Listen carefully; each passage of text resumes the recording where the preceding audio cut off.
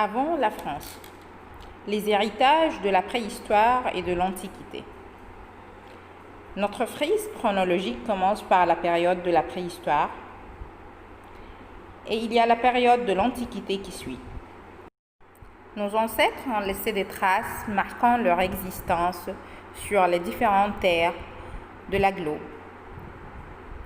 L'apparition des êtres humains sur la Terre il y a environ 2,5 millions d'années marque le début de la période de la préhistoire. Cette longue période se termine avec l'invention de l'écriture, comme vous le savez. Et là, ça marque le début de la période de l'histoire. Sur le territoire de la France, les plus anciennes traces de présence humaine remontent à plus que 1,5 million d'années. Durant l'Antiquité, de grandes civilisations se sont installées sur notre territoire. Il y a les Gaulois, on les nomme parfois les Celtes, il y a les Grecs, et puis il y a les Romains.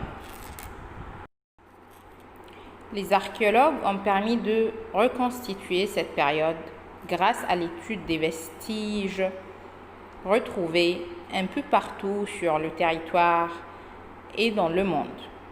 Parmi les vestiges, on trouve des ossements humains, des animaux, des outils et des œuvres d'art.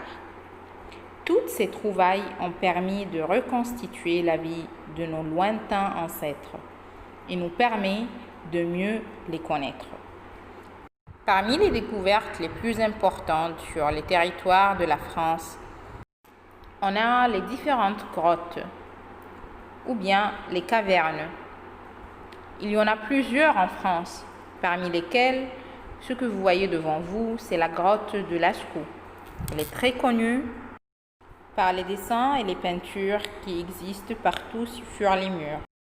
Une des traces les plus courantes aussi qui ont permis de découvrir le passé et qui ont aidé beaucoup les archéologues et l'archéologie, les fossiles. Que veut dire donc les fossiles ou bien la fossilisation? Le reste d'une plante ou bien d'un animal meurt, enfoui dans le sol et bien protégé de tous les prédateurs ou bien les éléments extérieurs. Commence alors la fossilisation, c'est-à-dire une transformation en pierre. Mais attention, pour qu'un être vivant se fossilise, il faut compter plusieurs millions d'années. Donc avec la chaleur, la pression, les êtres ou bien les ossements, bien les animaux et les plantes qui sont enfouis sous le sol se transforment en pierre. C'était ça notre leçon pour aujourd'hui. Merci et à la prochaine.